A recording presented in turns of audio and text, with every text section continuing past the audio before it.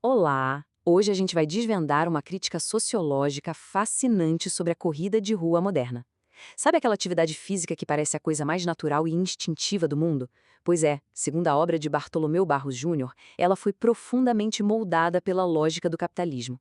É uma jornada que vai muito além do asfalto e que explica como a nossa sociedade atual estrutura desejos e identidades da forma mais sutil possível. A indústria global de artigos para corrida movimenta dezenas de bilhões de dólares todos os anos, né? Mas antes da gente entrar fundo nas teorias do texto, tem uma pergunta fundamental que desafia as reais motivações de quem corre hoje em dia. Será que todo esse imenso esforço nas ruas é de fato uma busca autêntica por saúde? Ou existe uma engrenagem invisível de mercado ditando o ritmo de cada passo? Para decodificar esse fenômeno todinho, nossa análise vai passar por 5 etapas bem diretas. O fenômeno das corridas, subjetividade e objetividade, a subsunção do capital, o empreendedor de si e, para fechar, o hamster ansioso. Vamos lá? Começando pelo começo. A parte 1. O fenômeno das corridas e como ele aparece na superfície da nossa prática moderna. Olhando para o passado, a corrida passou por uma transformação histórica que é, no mínimo, dramática. O autor aponta que o ato de correr começou lá atrás como um mecanismo puro e básico de sobrevivência da humanidade. Depois, evoluiu para uma forma de recreação social. E hoje?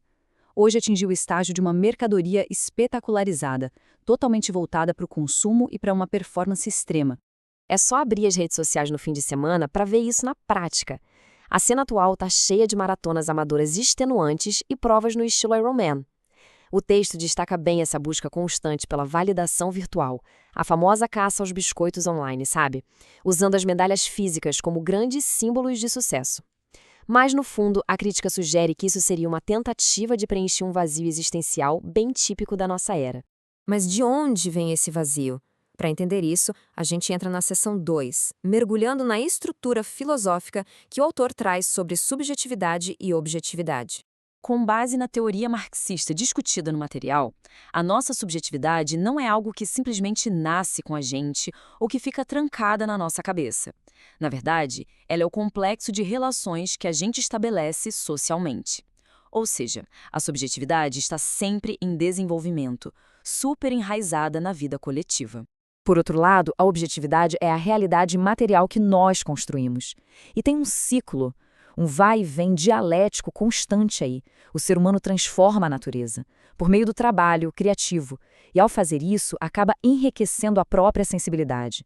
Até nossos sentidos, como essa necessidade de movimento, só se tornam plenamente humanos quando interagem com esse mundo que nós mesmos humanizamos.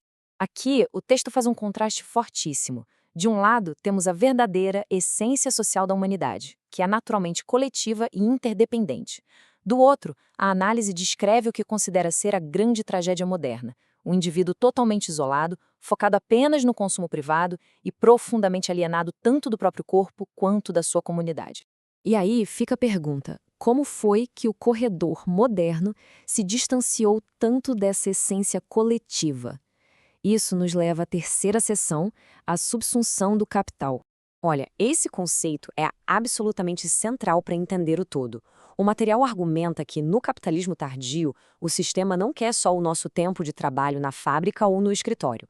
A chamada subsunção real significa que o capital molda ativamente quem nós somos. Ele reconfigura nossos desejos e identidades de um jeito que a produtividade e a competitividade viram nossos valores internos. É como se o sistema entrasse literalmente na nossa mente e no nosso corpo. Isso dialoga perfeitamente com a ideia de ontologia empresarial do autor Mark Fisher, que é citada no estudo. A lógica implacável do mercado e aquelas métricas frias de negócios vazaram para todos os cantos da vida, na saúde, na educação e até no nosso lazer. O simples ato de correr virou uma métrica de sucesso que precisa, a todo custo, ser otimizada. Essa lógica de mercado, que está em todo lugar, acaba criando uma identidade moderna bem específica que a gente analisa agora na quarta seção, o empreendedor de si mesmo. A análise aponta uma coisa bem alarmante. O corredor moderno internaliza totalmente essa racionalidade neoliberal. O corpo deixa de ser apenas um corpo, um espaço de vida, e passa a ser visto como uma empresa competindo num mercado acirrado. Isso exige uma autoexploração que chega à exaustão, trancando a pessoa numa jaula de aço feita de exigências que nunca acabam. Acontece aqui uma espécie de transferência cultural muito silenciosa. Aquela mentalidade extrema de vencer a qualquer custo, que antes era exclusiva do esporte de elite, acabou se infiltrando nos hobbies do dia a dia da classe trabalhadora. As pessoas adotam essa lógica super estressante de alta performance como se fosse um estilo de vida relaxante, passando a medir milimetricamente cada passo que dão. O texto resgata um célebre pensamento neoliberal para mostrar algo profundo sobre isso. O objetivo do sistema econômico nunca foi apenas financeiro. O alvo sempre foi mudar a alma da sociedade. Essa cultura de performance engoliu o nosso lazer de um jeito tão absoluto que o corredor chega a acreditar que toda essa dor e essa competição implacável consigo mesmo são traços perfeitamente naturais. E o resultado prático disso tudo? Bom, cortado de laços sociais genuínos e sem um significado coletivo, o indivíduo sente um doloroso vazio existencial. E aí, numa tentativa meio desesperada de preencher esse buraco invisível, a pessoa recorre ao consumo de eventos espetacularizados e ao acúmulo de medalhas de maratona. O problema é que essas coisas oferecem só um conforto muito rápido e passageiro. O que nos traz diretamente para a nossa quinta e última sessão, onde a gente encontra a metáfora mais contundente do autor para o corredor urbano. O material compara o corredor moderno a um hamster ansioso. Pensa na imagem de um corpo correndo infinitamente dentro daquela rodinha, movido por pura sobrevivência e consumo de performance. Rola a ilusão de que existe uma grande evolução pessoal, mas, pela lente dessa crítica, o indivíduo está apenas girando no mesmo lugar, exausto e cada vez mais isolado do verdadeiro patrimônio coletivo da humanidade. A analogia com Robinson Crusoe que o texto traz é genial para explicar isso. O Crusoe só conseguiu sobreviver isolado na ilha porque ele carregava o conhecimento que foi acumulado por toda a sociedade antes dele. Da mesma forma, o corredor moderno alimenta a ilusão de que é totalmente autônomo.